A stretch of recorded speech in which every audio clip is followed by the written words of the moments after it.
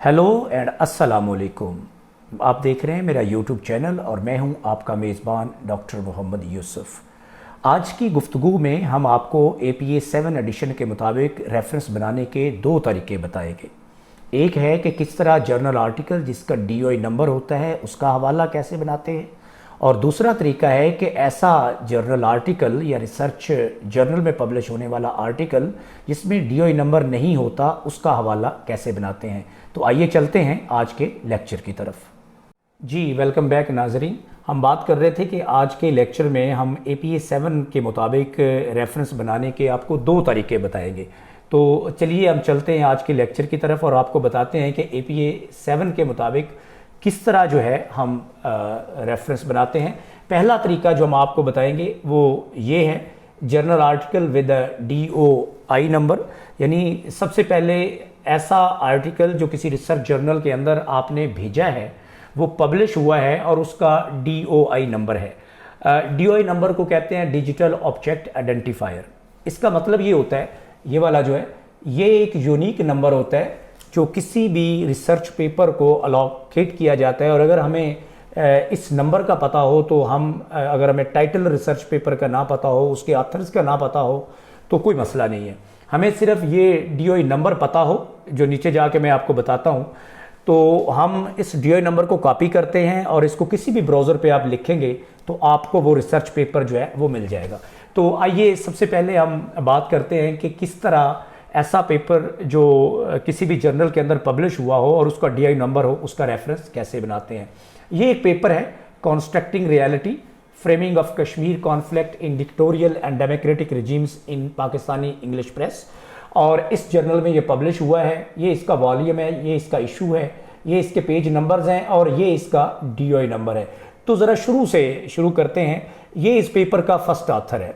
First author का नाम है मोहम्मद यूसुफ। तो चूंकि हम जब रेफरेंस बनाते हैं तो हम लास्ट नेम जो होता है किसी भी ऑथर का वो लेते हैं और जो उसका पहला नाम होता है उसकी एब्रीवेशन लेते हैं।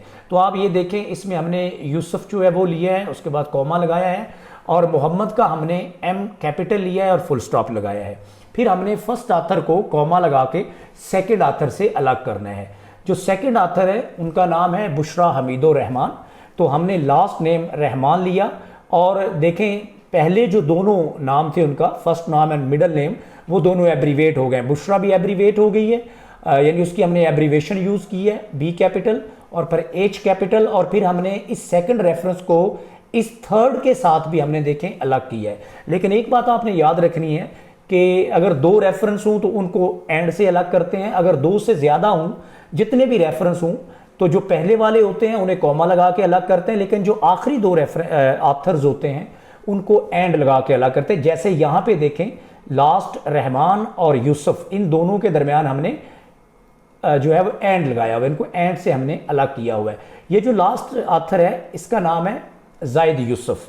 तो हमने देखे यूसुफ और जाहिद का हमने फर्स्ट लेटर जो है वो कैपिटल लिया है। तो ये जो है ये हमने इनके लास्ट नेम तीनों ऑथर्स के लिए हैं, और उनके जो फर्स्ट या मिडल नेम थे उनको हमने उनके हमने एब्रीवेशंस लिए हैं, फर्स्ट लेटर कैपिटल लिए हैं। उसके बाद जो हम क्या करते हैं कि हम जो ईयर ऑफ पब्लिकेशन है कि वो पेपर कब पब्लिश हुआ है वो लिखते हैं, डॉट और 2020 यानी 2020 में ये पेपर पब्लिश हुआ है, दोनों तरफ से छोटी ब्रैकेट लगा के इसको क्लोज कर देते हैं, फिर डॉट लगाते हैं जिसे फुल स्टॉप कहते हैं, और उसके बाद ये वाला जो सारा है ये टाइटल ऑफ द पेपर है, यानी जो पेपर पब्लिश हुआ है ये उसका टाइटल है, टाइटल लिखते हैं, और टाइटल के बाद फुल स्टॉप लगाते हैं जैसा कि ये लगा हुआ है, और उसके बाद रिसर्च जर्नल जिसके अंदर ये पेपर पब्लिश हुआ है उसका नाम लिखते हैं, और नाम लिखने के बाद उसको अटैलिक कर देते हैं। अब आप शायद ये सोच रहे होंगे कि हमें कैसे पता चलेगा कि रिसर्च आर्टिकल का टाइटल जो है उसको अटैलिक करना है या रिसर्च जर्नल के नाम को अटैलिक करना है। इसका मैं आपको एक फार्मूला बता देता हूँ। इसका फार्मूला ये है कि इसके लिए हम एक टर्म यूज़ करते हैं जिसको हम ऑफस्प्रिंग पेरेंट रिलेशनशिप कहते हैं। हमेशा आप देखें कि ऑफस्प्रिंग जो होते हैं वो छोटे होते हैं और पेरेंट्स बड़े होते हैं, यानी जो बच्चे होते हैं ज़ाहिर है वो पेरेंट्स से बिलोंग करते हैं, उन्हीं से आते हैं। तो हमेशा जो पेरेंट होगा वो जो है वो अटैलिक होगा। तो अब आप खुद सोचें ज़रा कि ये जो रिसर्च पेपर है, ये वाला जो उसका टाइटल है, ये रिसर्च जर्नल के अंदर पब्लिश हुआ है या रिसर्च जर्नल जो है वो इस पेपर के अंदर पब्लिश हुआ है। तो डेफिनेटली ये जो पेपर है ये इस रिसर्च जर्नल के अंदर पब्लिश हुआ है। तो इसका मतलब ये है कि ये पेरेंट है और ये टाइटल जो है ये ऑफस्प्रिंग है। तो इसलिए ये रिसर्च जर्नल जो है मीडिया वॉच ये इटैलिक होगा, उसके बाद कॉमा लगाएंगे और उसके बाद ये 11 लिखा हुआ है, इसका मतलब है वॉल्यूम, और फिर ब्रैकेट के अंदर हमने 3 लिखा हुआ है, इसका मतलब है इशू नंबर। अब मैं आपको बता देता हूं कि दोनों में फर्क क्या होता है। जो वॉल्यूम नंबर होता है, एक जर्नल जो है अगर इसका ये वॉल्यूम नंबर 11 है तो इसका मतलब है कि इसको पब्लिश होते 11 साल हो गए। अगर किसी जर्नल का वॉल्यूम नंबर 1 होगा तो इसका मतलब है कि ये उसकी पब्लिकेशन का फर्स्ट ईयर है, पहला साल है उसका। So volume number always tells us the year of publication. और जो इशू नंबर होता है, ये वाला जो ब्रैकेट के अंदर लिखते हैं, इसका मतलब ये होता है कि वो जर्नल एक साल में कितनी मरतबा पब्लिश होता है। अब कुछ जर्नल जो हैं वो साल में एक बार ही पब्लिश होते हैं, तो इसका मतलब है उनका इशू एक ही होगा। कुछ जर्नल जो है वो साल में 2 बार पब्लिश होते हैं, तो इसका मतलब है कि अगर पेपर जो है वो इशू 1 में पब्लिश हुआ है तो यहाँ पे 1 आएगा, अगर 2 में हुआ है तो वो 2 आएगा। इस तरह कुछ 3 बार पब्लिश होते हैं, कुछ 4 बार। ये जो जर्नल है ये साल में 3 बार पब्लिश होता है। तो ये वाला जो पेपर है इसका मतलब ये है कि ये उसके इशू नंबर 3 में, यानी वॉल्यूम नंबर 4 में और इशू नंबर 3 में पब्लिश हुआ है। उसके बाद कॉमे के बाद हम ये जो 401 से 415 है, इसका मतलब ये है कि इस रिसर्च जर्नल के अंदर और भी पेपर पब्लिश हुए हैं।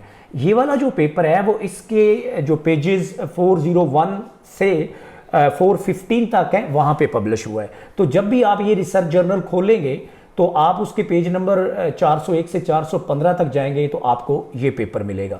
अब आते हैं हम लास्ट, इसका जो सेगमेंट है वो है DOI नंबर। अब जो APA 6 के मुताबिक रेफरेंस बनते थे तो उसके मुताबिक हम पेज नंबर के बाद डॉट लगाते थे और फिर लिखते थे DOI, जैसे ये लिखा हुआ है DOI लिखते थे, फिर फुल स्टॉप लगाते थे और उसके बाद ये DOI नंबर जो है वो हम पेस्ट करते थे। लेकिन अभी जो APA 7 है उसके अंदर ये वाली जो हेडिंग है जो यहाँ पहले आती थी DOI फुल स्टॉप और फिर ये DOI नंबर, वो खत्म कर दी गई है। अब हम पेज नंबर्स के बाद फुल स्टॉप लगाते हैं और उसके बाद ये जो DOI नंबर है, ये वाला जो इस पेपर को असाइन हुआ है, वो हम डायरेक्ट पेस्ट कर देते हैं। तो इस तरह ये ऑथर्स है, ये साल है, ये टाइटल है, ये जर्नल है, ये उसका वॉल्यूम, ये इशू नंबर और ये पेज नंबर्स और ये DOI नंबर, ये तमाम मिलके एक जो है मुकम्मल हवाला या रेफरेंस बनाते हैं। अब जब आप रेफरेंस बनाते हैं तो ये वाला जो रेफरेंस है ये तो हम अपनी रेफरेंस लिस्ट के अंदर लगाते हैं, अपने पेपर के, अपने थीसिस के एंड पे लगाते हैं। लेकिन जब हम अपना टेक्स्ट लिख रहे होते हैं, थीसिस या पेपर लिख रहे होते हैं, तो उसमें ये रेफरेंस 2 तरह से आ सकता है। एक स्टाइल को हम जो है नैरेटिव स्टाइल कहते हैं और दूसरे को पेरेंथल या पेरेंथेटिकल साइटेशन कहते हैं।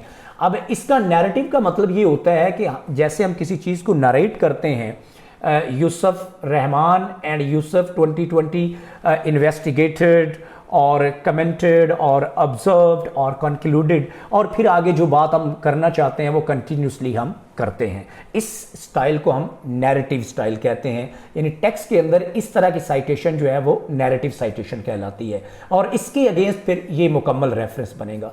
जो दूसरा तरीका हम टेक्स्ट के अंदर यूज़ करते हैं वो पेरेंथल होता है। उसका मतलब क्या होता है कि उसमें हम पहले आर्गूमेंट लिखते हैं, यानी फ़र्ज़ करें हम ये जो पेपर है इसमें से साइट कुछ करना चाहते हैं अपने पेपर के अंदर, और हम लिखते हैं कि मीडिया जो है उसकी जो कश्मीर की फ्रेमिंग है वो ज़्यादातर जो है वो कॉन्फ्लिक्ट ओरिएंटेड है कंपेयर टू कंसेंसस ओरिएंटेड। तो इसका मतलब ये है कि ये बात लिखने के बाद हम ये वाला जो इन-टेक्स्ट साइटेशन का हवाला है वो देंगे, यूसुफ रहमान यूसुफ 2020 और ब्रैकेट से इसको बंद कर देंगे। तो as a whole, cutting the long story short, ये एक जर्नल आर्टिकल जिसका DOI नंबर हो उसको साइट करने का, उसका हवाला बनाने का, ये साइट करने के तरीके हैं 2 टेक्स्ट के अंदर, और ये उसका मुकम्मल हवाला बनाने का तरीका है। ये मुकम्मल एक हवाला है जिस तरह बनाते हैं। अब हम बात करते हैं दूसरा जो इसका सेगमेंट है कि जर्नल आर्टिकल लेकिन विदाउट DOI नंबर, यानी रिसर्च आर्टिकल आपका पेपर जो है वो पब्लिश हुआ है लेकिन उसका DOI नंबर नहीं है, उसका कोई डेटाबेस नहीं है, तो उस सूरत में हम उसका URL नंबर लगाते हैं। मैं आपको इसकी भी थोड़ी सी वजाहत कर देता हूँ। ये देखें, ये एक पेपर है जिसका हवाला बना हुआ है, ये फर्स्ट ऑथर है सैयद हसन रज़ा, तो रज़ा आएगा और एस और एच जो है ये इसके कैपिटल लेटर्स आएंगे, एब्रीवेट हो जाएगा। मोहम्मद यूसुफ है तो यूसुफ और एम जो है वो उसको हमने एब्रीवेशन में डाल दिए। इसी तरह ताहिर महमूद तो महमूद है और ताहिर का T capital. And last author जो है वो हिरा करीम थी, तो इसका मतलब वो करीम और हिरा का जो एच है वो कैपिटल हो गया। ये जो है ये ईयर है, ये हम पहले बात कर चुके हैं। ये इस पेपर का टाइटल है कि mediation of the superior subordinate communication in determining work engagement among bureaucrats, और ये जर्नल है जिसके अंदर ये पब्लिश हुआ है, जर्नल ऑफ मीडिया स्टडीज़। ये उसका वॉल्यूम नंबर है, ये उसका इशू नंबर है। मैं पिछले रेफरेंस में ये बात कर चुका हूँ। ये पेजेस हैं, यहाँ पे ये पेपर पब्लिश हुआ है। और अब इंटरेस्टिंग बात ये है कि यहाँ देखें इस पेपर का कोई DOI नंबर नहीं है। ये जर्नल जो है ये पेपर्स को DOI नंबर असाइन नहीं करता। तो इसका मतलब क्या है कि हम इसका जो URL नंबर है ये देखें, ये जर्नल है .pu.edu.pk, इसका मतलब है कि ये पंजाब यूनिवर्सिटी से पब्लिश होता है जर्नल, ये उसका इंडेक्स है। और ये देखें JMS है, ये नाम है journal of media studies, abbreviation उसको एब्रीवेट किया हुआ है। आर्टिकल है, व्यू है, और ये इस पेपर का नंबर है।